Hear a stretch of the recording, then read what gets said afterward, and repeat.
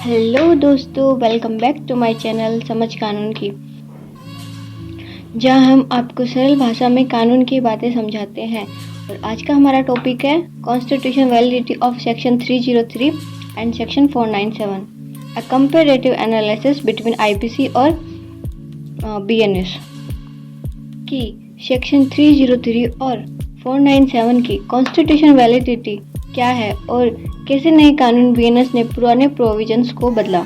तो चलिए बिना किसी देरी के शुरू करते हैं। आईपीसी एक हिस्टोरिकल लॉ है जिसने 160 वर्षों से अधिक समय तक भारत में आपराधिक कानूनों को नियंत्रित किया। हालांकि बदलते सामाजिक मूल्यों और संवैधानिक सिद्धांतों के साथ भारत ने एक नया कानून पेश किया और वो है बीएनएस, भारतीय न्याय संहिता। तो आज की वीडियो में हम इन्हीं दो सेक्शनों की कॉन्स्टिट्यूशन वैलिडिटी को डिस्कस करेंगे। तो चलिए शुरू करते हैं। तो सबसे पहले हम बात करेंगे कि सेक्शन 303 को लेकर आईपीसी में क्या प्रोविजंस है। तो सेक्शन 303 ये बताता है कि mandatory death penalty for life victim means आजीवन कारावास के लिए दोषियों को कंपल्सरी मृत्यु दंड देना।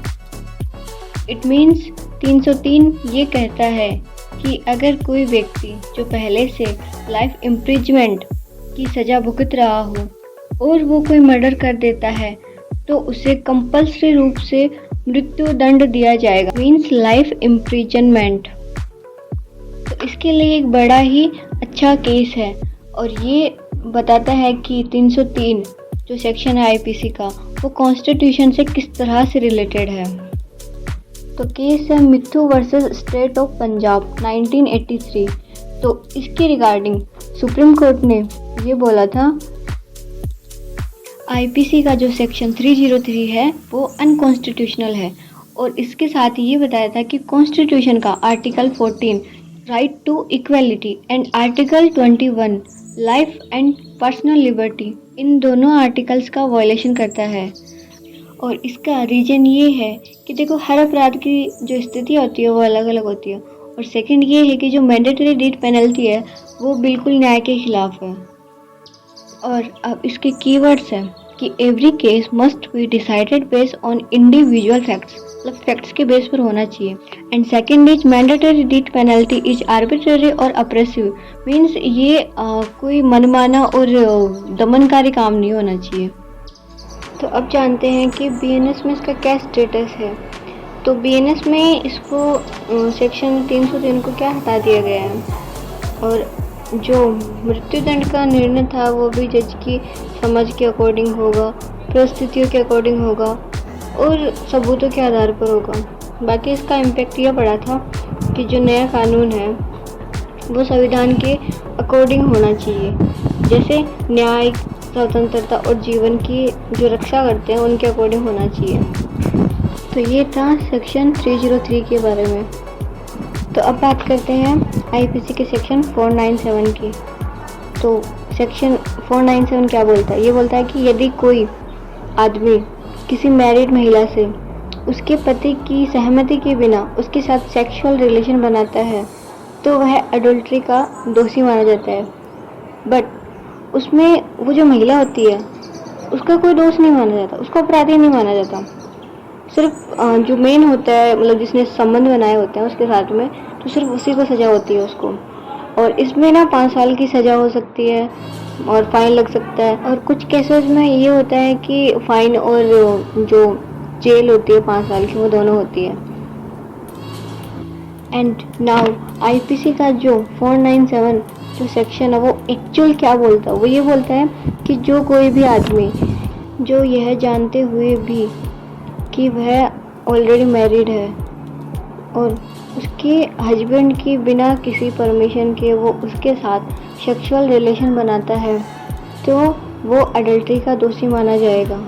बट इसमें वो जो महिला होती है वो बिल्कुल भी गिल्टी नहीं रहती, मीन्स उसका कोई ऑफेंस नहीं रहता। तो अब बात करते हैं कि ये कॉन्स्टिट्यूशन से किस तरह से रिलेटेड था। उसके लिए केस है Joseph Shine versus Union of India 2018। तो इस केस में सुप्रीम कोर्ट ने अपने जजमेंट में ये बोला था कि जो ये सेक्शन 497 आईपीसी का है वो अनकॉन्स्टिट्यूशनल है और सेकंड ये था कि वो जो ये आर्टिकल 21 और 14 हो गया, इनका वायलेशन करता है। और साथ में ये बोला था कि महिलाओं को मतलब उसके हस्बैंड की एक प्रॉपर्टी की तरह मानना, ये तो आर्टिकल 21 और 14 का वायलेशन हो गया। तो इस केस के तो कीवर्ड्स ये थे कि जो अडल्ट्री है वो एक पर्सनल ऑफेंस है, तो ये जो अडल्ट्री की रियल ऑफेंस होता है ना, तो उसमें उसको काउंट ना किया जाए। और सेकंड ये है कि लोग को ना किसी भी इंसान की डिग्निटी, ऑटोनॉमी और उसकी प्राइवेसी की ना रेस्पेक्ट करनी चाहिए।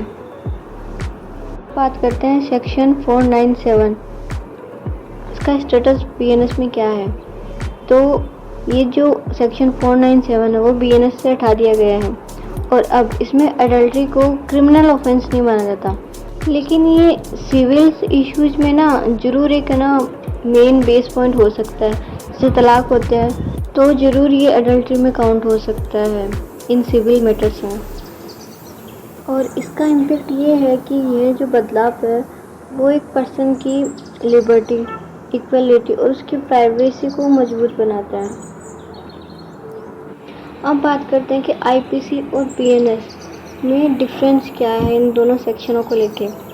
तो फर्स्ट पॉइंट ये है कि जो बीएनएस है इसमें जो आपराधिक कानून होते हैं उनको मॉडर्न बनाने के लिए सेक्शन 303 और 497 को हटा दिया गया है। और जो सेकंड पॉइंट है वो ये बोलता है कि जो न्यायपालिका है वो इंडिविजुअल इक्वलिटी, राइट्स, रेस्पेक्ट और जो पर्सनल राइट्स हैं उनको जुडिशरी इंसिस्टेंस करता है। और इसका थर्ड पॉइंट ये है कि ये सिर्फ ना एक न्यायपूर्ण और प्रगतिशील जो समाज होता है उसको सिर्फ विकसित करना चाहता है। और ये जो रूल ऑफ लॉ है ये वहीं विकसित होगा जहाँ पर्सनल लिबर्टी का सम्मान हो। तो ये था सेक्शन 303 और 497 की कॉन्स्टिट्यूशन वैलिडिटी क्या थी। अगर आपको वीडियो पसंद आया हो तो लाइक करो, कमेंट करो और चैनल को सब्सक्राइब करो। बाकी मिलते हैं अगले वीडियो में।